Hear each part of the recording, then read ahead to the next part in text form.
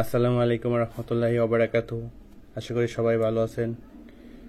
তো আবারও একটা কন্ট্রোলারের রিভিউ নিয়ে চলে আসলাম। এই কন্ট্রোলারটা অবশ্য আমাদের সালেউদ্দিন ভাই নিয়ে যাবে। এটা সাভারে চলে যাবে, সাভার বাইপেল। তো যদি এই কন্ট্রোলারটা একটু রিভিউ করে দেখাই। আমার হাতে অনেক মাল ঢুকেছে, আপনারা চাইলে নিতে পারেন। অলরেডি অনেক মাল চলে এসেছে, আপনারা চাইলে নিতে পারেন। সেই সুবাদে ইনভার্টারটা একটু খুলে দেখাই। এই ইনভার্টারটা বাজারে অনেক চাহিদার কারণে এটা হয়তো মার্কেট অ্যাভেলেবেল না, এখন প্রাইসটা একটু বেড়ে গেছে আগের তুলনায়। যাদের লাগে আমার কাছ থেকে নিতে পারবেন। তো এটা সম্পর্কে চলেন একটু দেখি। এটা লিখে আছে সোলার চার্জ কন্ট্রোলার PWM, এখানে PWM লিখে আছে। আর এটা ডিসপ্লেটা অনেক সুন্দর। এটা ডিসপ্লেটা দেখার মতো। ট্রান্সপারেন্ট থাকার কারণে ভিতরের সাইডটা স্পষ্ট দেখা যায়। এটা যদি বক্স কন্টেন্টটা একটু দেখি, এটার মডেলটা যদি দেখি TS2450Z। আর ভোল্টেজ হচ্ছে 12 ভোল্ট 24 ভোল্ট, 2 ভোল্টেই ব্যবহার করা যায়। 12 ভোল্টেও ব্যবহার করতে পারবেন আপনারা, 24 ভোল্টেও আপনারা ব্যবহার করতে পারবেন। আর এটা হচ্ছে 50 এম্পিয়ার একটা চার্জ কন্ট্রোলার।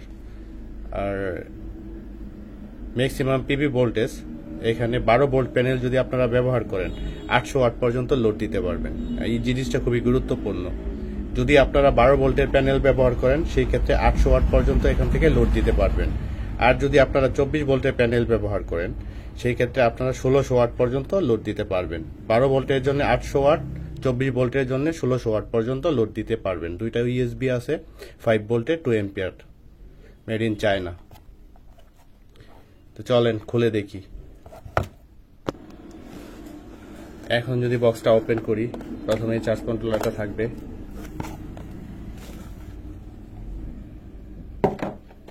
বক্স কন্টেন্টটা রেখে দিলাম। ডিসপ্লেটা অনেক বড়, আর এখানে দুইটা ইউএসবি আছে। আর এটা ট্রান্সপারেন্ট হওয়ার কারণে ভিতরে যে পার্টসগুলো ইউজ করা হয়েছে উপর থেকে দেখা যায়, দেখতে অনেকটা নাথিং ফোনের মতোই লাগে আর কি। তো এই জন্যই মূলত এই জিনিসটা আরো বেশি চলে। আর সবচাইতে বড় সুবিধাটা হচ্ছে এটা ডিসপ্লেটা আপনি দেখলে প্রেমে পড়ে যাবেন। ডিসপ্লে কোয়ালিটিটা অনেক ভালো। চলেন এক নজরের বিল কোয়ালিটি দেখে নিই। প্রথমে একটা বড় ধরনের ডিসপ্লে পেয়ে যাবেন, যেটা যদি কানেকশন দেওয়ার পরে এটা লাইটটা অনেক সুন্দর লাগে দেখতে। এখানে ভোল্টেজ এম্পিয়ার সবকিছু শো করে। এটা পরবর্তীতে আসতেছি। এখানে দুইটা ইউএসবি লাইন দেওয়া আছে, 5 ভোল্টের 1 এম্পিয়ার করে 2 এম্পিয়ারের দুইটা ইউএসবি লাইন পেয়ে যাবেন। আর উপর থেকে সবকিছু দেখা যাচ্ছে ভিতরে কি কি আছে। আর এটা হচ্ছে মেনু বাটন। মেনু চেপে আপনি ফাংশনগুলো চেঞ্জ করতে পারবেন। আর এটা হচ্ছে অন অফ, মানে লোড অন এবং অফ করতে পারবেন। আর এই পাশে যদি দেখি, দেখেন এটা হচ্ছে প্যানেলের লাইন, প্লাস এবং মাইনাস। আর এইখানে যে বোল্টগুলো ব্যবহার করা হয়েছে এগুলো অনেক কোয়ালিটিফুল। এটা হচ্ছে ব্যাটারি কানেকশন দেওয়ার জন্য, আর এটা হচ্ছে লোডের জন্য। যদি এটা উল্টা সাইডটা আমরা একটু দেখি, সবচাইতে মজার বিষয় হচ্ছে যে এখানে যে একটা হিট সিন দেওয়া হয়েছে, এটা কোয়ালিটিটা অনেক ভালো। দেখেন কত বড় এবং কত কোয়ালিটিফুল একটা হিট সিন দেওয়া হয়েছে। এটার কারণে হয়তো যদি আপনি লং টাইম ব্যবহার করেন, আপনার এটার ভিতরে যে আইসিগুলো ইউজ করা হয়েছে সে তাপটা ওই শোষণ করে নিয়ে নিবে, যার জন্য এটা আপনি আশা করি দীর্ঘদিন ব্যবহার করতে পারবেন। চলেন এটাতে একটু কানেক্ট করে দেখি।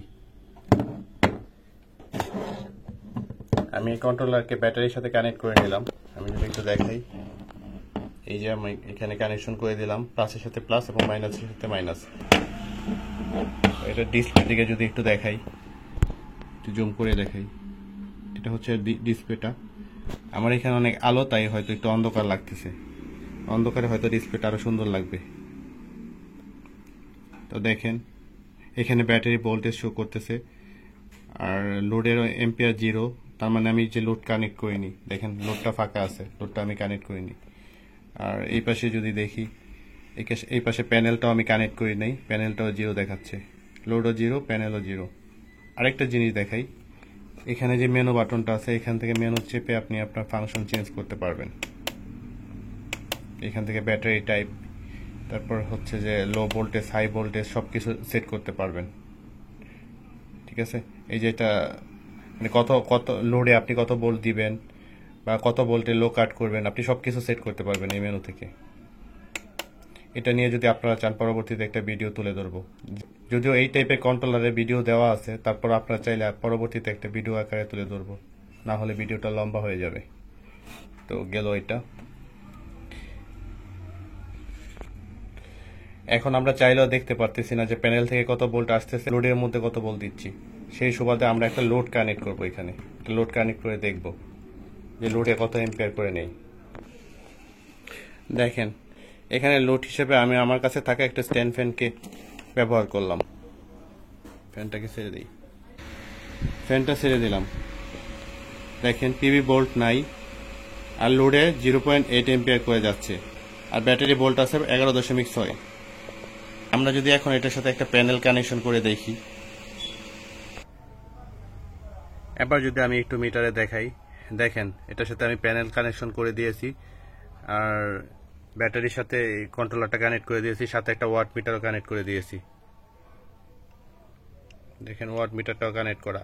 28 ওয়াটের ওয়াট মিটার কি শো করতেছে, 2.2 এম্পিয়ার করে প্যানেল থেকে আসতেছে 28 ওয়াটের মতো, কারণ বাহিরে রোদ নাই, এখন রোদ কম, যার জন্য 2.2 এম্পিয়ার বা 28 ওয়াটের মতো করে আসতেছে।